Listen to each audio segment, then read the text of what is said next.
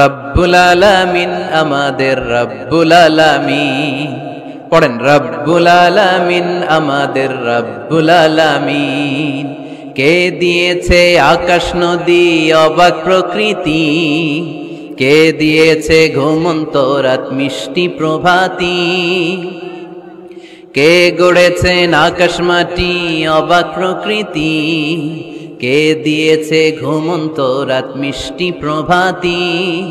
বিশ্ব নিখিলকার ইশারার ক্ষমতার অধীন, বিশ্ব নিখিলকার ইশারার ক্ষমতার অধীন। রব্বুল আলামিন আমাদের রব্বুল আলামিন।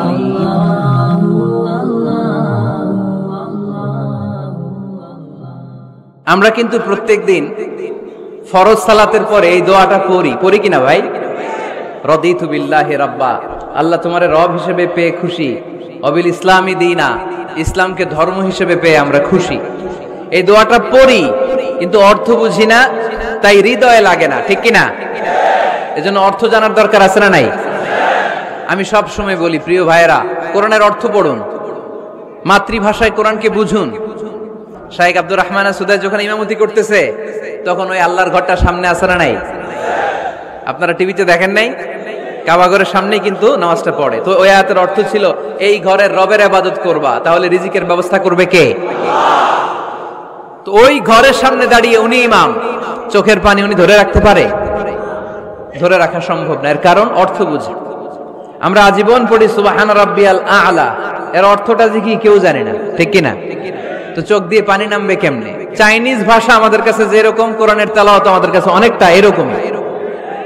চাইনিজ ভাষার অর্থ জানি না, কোরআনের আয়াতের অর্থ জানি, কিন্তু এই কথা বললে কি আল্লাহ আমাদেরকে ছাড়বে? No excuse will be granted that day. সেদিন আল্লাহ কোনো এক্সকিউজ গ্রহণ করবে না। অনেক হিন্দু মুসলমান হয়, এরপরে তারা কোরআন বোঝে, আল্লাহ বলবে, হিন্দু হয়ে পারলো, তুই পারলি না কেন? জোরে বলেন ঠিক কিনা? এজন্য অর্থ বোঝার চেষ্টা করতে হবে। তাহলে আলোচনার যেই জায়গায় আমরা এসেছিলাম আর কথা বলছিলাম, আল্লাহ বলেছেন ইসলামকে তোমাদের ধর্ম মনোনীত করে আমি আল্লাহ খুশি। আমরাও বলে দিলাম, আল্লাহ তুমি যদি ইসলাম দিয়ে খুশি, আমরাও ইসলাম পেয়ে খুশি। জোরে কোন ঠিক কিনা? আমরা সব জায়গায় ইসলাম মানতে চাই, যতক্ষণ দেহে প্রাণ আছে ততক্ষণ পর্যন্ত ইসলামকে মানতে চাই, সব জায়গায় মানতে চাই, ইসলামকে আমাদের জীবনের আদর্শ বানাতে চাই, ঠিক কিনা? সাইয়েদনা ওমর ফারুক বলতেন, নাহনু কওমুন আ'আজ্জানাল্লাহু বিল ইসলাম, আমরা তো এমন জাতি যেই জাতিকে আল্লাহ তাআলা ইসলাম দিয়ে সম্মানিত করেছে। ফাইন ইবতাগাইনাল ইজ্জাতা বিগাইরিহি আযাল্লানাল্লাহ, ইসলাম রেখে দিয়ে কেউ যদি অন্য কোথাও সম্মান তালাশ করে, তাকে অপদস্থ করে ছাড়বে কে? এজন্য আমাদের সম্মান কোথায়? আমরা মুসলমান, এটা বলতে কি আপনাদের লজ্জা লাগে? পৃথিবীর যেই কোনো দেশে যাই, হিন্দুদের রাজ্যে যাই, বৌদ্ধদের রাজ্যে যাই, যেই কোনো ইমিগ্রেশনে দাঁড়াই না কেন, চিৎকার করে বলবো আমি মুসলমান। জোরে কোন ঠিক কিনা? We are proud of Islam. ইসলাম আমার অহংকার, ইসলাম আমার গর্ব, ইসলাম আমার আল্লাহর দেয়া ধর্ম। এজন্য ইসলামের বিজয়কে কেউ ঠেকিয়ে রাখতে পারবে? আমি প্রায় উদাহরণ দিয়ে, উপমা দিয়ে বলি, ইসলাম হচ্ছে চারা বীজের মতো। চারা বীজ মাটিতে ঢুকিয়ে দিলে এটা উপরের দিকে ওঠে। তো ইসলামকে যারা মাটিতে গেড়ে ফেলতে চায়, তারা জানে না ইসলামের উপমাটা অনেকটা চারা বীজের মতো। ইসলামকে মাটিতে গেড়ে দিলে এটা কি হবে? জোরে বলেন, আরো জোরে বলেন। উপরের দিকে গর্জে উঠবে। এই যে উপমা দিছি, এটা নিয়েও আবার অনেকে ভুল ধরে, আছে না নাই? আল্লাহ নিজেই কোরআনে উপমা দিয়েছেন, মাসালুল্লাযীনা ইউনফিকুনা আমওয়ালাহুম ফি সাবিলিল্লাহি কামাসালি হাব্বা, যারা আল্লাহর রাস্তায় দান করে, এই দানের উপমা হচ্ছে একটা চারা বীজের মতো। সুবহানাল্লাহ পড়েন। এই চারা বীজ থেকে 7টা শীষ বের হয়, প্রতিটা শীষে জন্ম নেয় শত শস্য দানা। আল্লাহ যারে চায় ইচ্ছা মতো রিজিক দিয়ে তার জীবনকে পূর্ণাঙ্গ করে দেয়। সুবহানাল্লাহ পড়েন। এজন্য আল্লাহ বললেন, ইসলাম হলো আমার একমাত্র মনোনীত ধর্ম।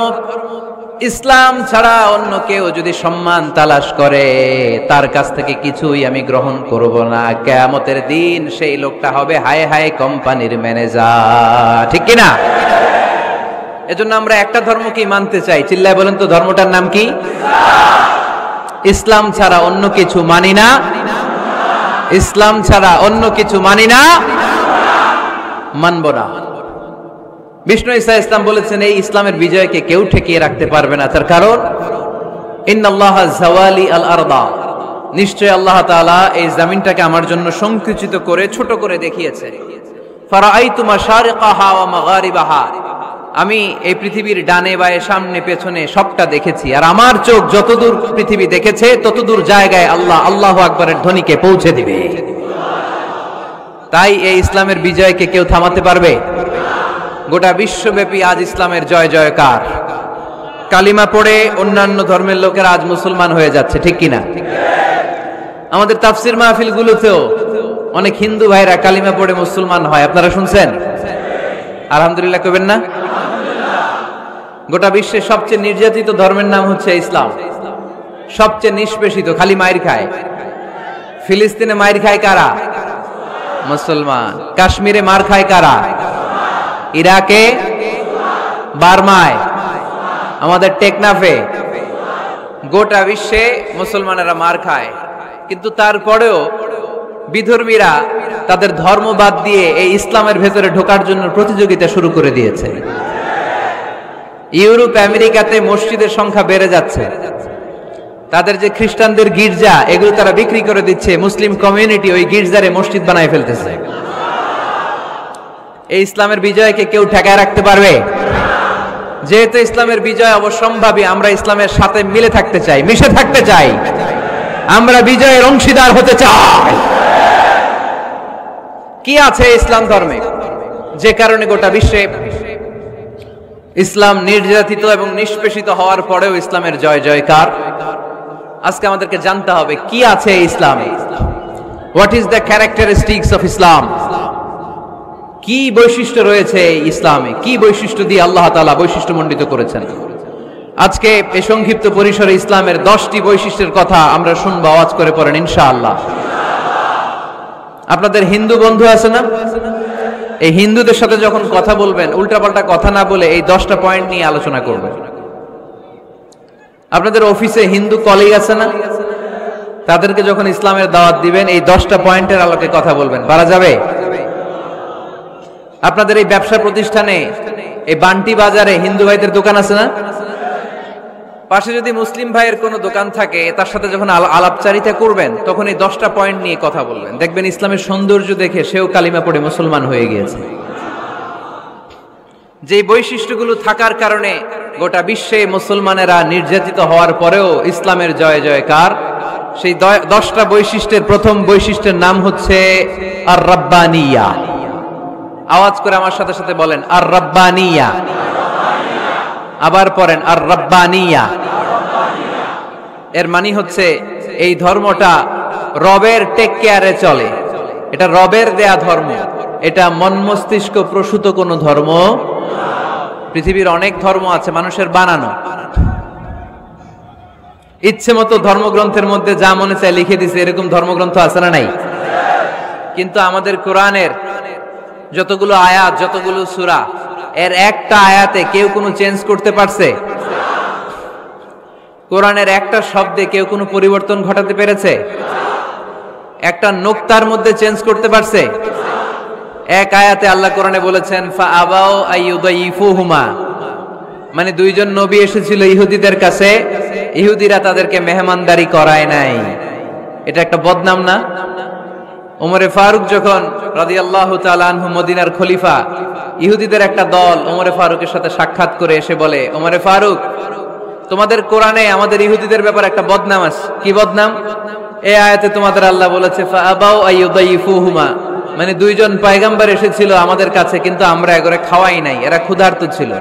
কিয়ামত পর্যন্ত তোমরা এই আয়াত তেলাওয়াত করবে আর মানুষ আমাদেরকে গালি দিবে।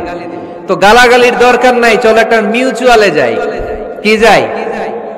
Mutual understanding. বেশি কিছু করা লাগবে না। এই ফাআবাউ আইয়ুদাইফুহুমার আবাউয়ের যে বায়ের নোক্তাটা, এইটা সরাই দিয়ে তুমি উপরে দুইটা নোক্তা দিয়াই বারে তা বানায় দিবা, তাহলে অর্থ হবে ফাআতাউ আইয়ুদাইফুহুমা, মানে দুই নবী আসছে আর ইহুদিরা তা করে খাওয়াইছে। ওমরে ফারুক বলে কি লাগবে? কয় এক নোক্তা চেঞ্জ করা লাগবে। কয় একটু দাঁড়া। এরা তো মহা খুশি, আজকে আমাদের মিশন কমপ্লিট। ওমরে ফারুক ঘরের ভিতরে ঢুইকা একটা তলোয়ার নিয়ে আসছে, কয় কার কার লাগবে এদিকে আয়। সব দিছে দৌড়। সুবহানাল্লাহ কইবেন না? আরে ওমরে ফারুক তো এমন সাহাবী ছিলেন যাকে দেখে মুনাফিকরা থরথর করে কাঁপতো।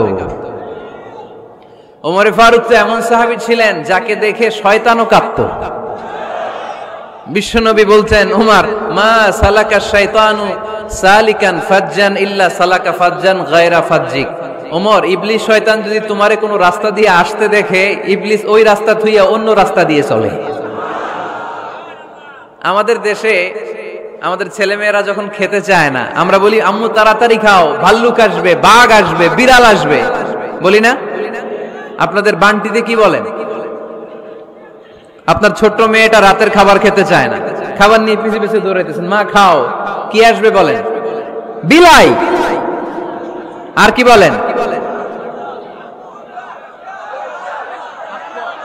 আচ্ছা, শিয়াল আসবে, কুকুর আসবে, বিড়াল আসবে। মদিনাতেও মদিনার মায়েরা বাচ্চাদেরকে রাতে খাওয়াতে পারতো না, তখন বাচ্চাদেরকে বলতো, মা তাড়াতাড়ি খাও, হা হুয়া ইয়াতি ওমর, ওই যে ওমর আসতেছে।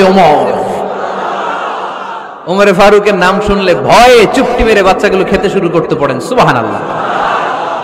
এজন্য বিশ্বনবী বলেছেন, লা নাবিয়্যা বা'দি ওয়ালা রাসূলা, আমার পরে কোনো নবীও নাই, রাসূলও নাই, তবে লাউ কানা বা'দি নাবিয়্যুন লাকানা ওমর, আমার পরে যদি নবী হওয়ার কোয়ালিটি কারো থাকে, আমার ওমরের সেই কোয়ালিটি আছে। ওমরে ফারুকের কাছে আসছিল একটা নোক্তা চেঞ্জ করার জন্য, বাইরে তা বানাইতে পারছে? এইভাবে অনেক ভাবে ইহুদিরা ষড়যন্ত্র করেছে, একটা অক্ষর, একটা নোক্তা চেঞ্জ করতে পেরেছে? এই ভারতবর্ষ থেকে কোরআন কিভাবে দূর করবে অনেক প্ল্যান করেছে ইংল্যান্ড থেকে। পরে তারা ভাবলো ভারতের যত কোরআন আছে আগুন দিয়ে জ্বালাই দিব, তাইলে কোরআন দূর হয়ে যাবে। পরে তাদের আরেক কমিটি রিপোর্ট করলো, না, আমরা এসে অডিট করে দেখলাম এরা শুধু কাগজেই কোরআন লিখে রাখে না, এদের হেফজখানাগুলোতে বাচ্চারা মাথা ঢুলতে ঢুলতে কোরআন পরে পরে সিনার ভিতরে ঢুকায় রাখে।